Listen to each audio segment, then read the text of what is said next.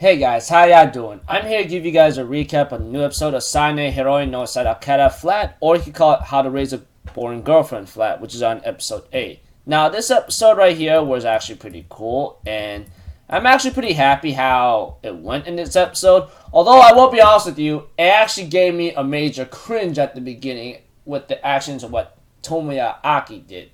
Made me go like, oh, for Pete's sakes, dude, are you really gonna mess this up right now? But eventually he managed to get through, but a couple more funny moments in the end, and aside from that, let's just get this started. We had to it that Tomoya Aki was actually trying to meet up with Kato, but he managed to fool her in a certain sense of like sleeping in class, but managed to talk to her in the AV room and lock the door when it came to the projector. At first, I'm like, are you for real, dude? You're gonna do something like this? And even Kato was actually like, whoa, what are you doing? Kind of like a face and back body expression.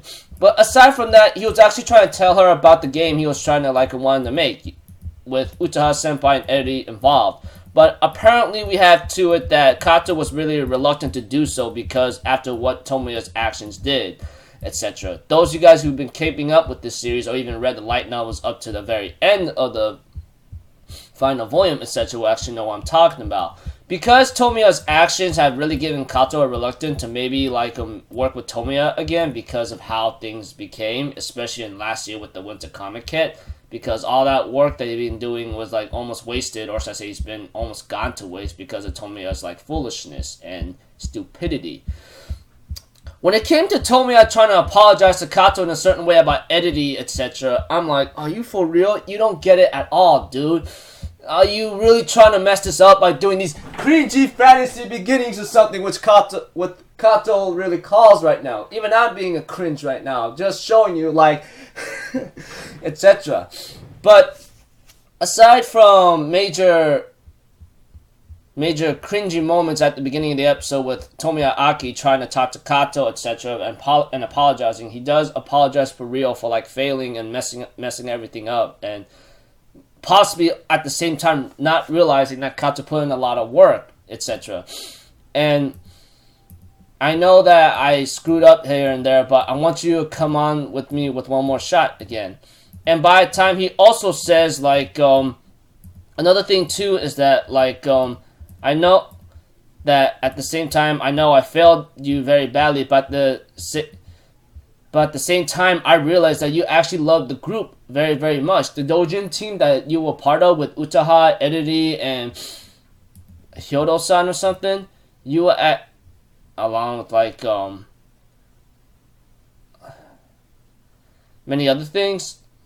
I'm happy that you actually love the group very more. That's when Kato started to cry and says you have any idea how hard it is for me to keep all this in? Ever since these 2 months you've been ignoring me, you never talked to me. You know how hard it's been for these 60 days or something? I'm thinking in my mind, yeah, Tomoya, you f***ed up big time, you dumbo. Seriously. I'm just being honest. Although you did have your cringe up moments, etc., Kato tells him, well, anything that you shouldn't be hiding any secrets, okay? We're friends and we're partners, etc., yada yada yada. I don't like the fact that how you just hid all this from me and so forth, because it's been really hard for 2 months, etc. And of course, when Kato and Tomoya end up having a little small talk, having to go shopping, etc., it was pretty fun, but we had to it that they were planning out what's the next game, etc., what's the plan. Of course, when it comes to a simple game like How to Raise a Boring Girlfriend, that's what the title is, with the school background that Tomoya explained it, even though it's not going to be even though it might be a little simple, no time traveling, no supernatural elements in other cases, in simple words like that.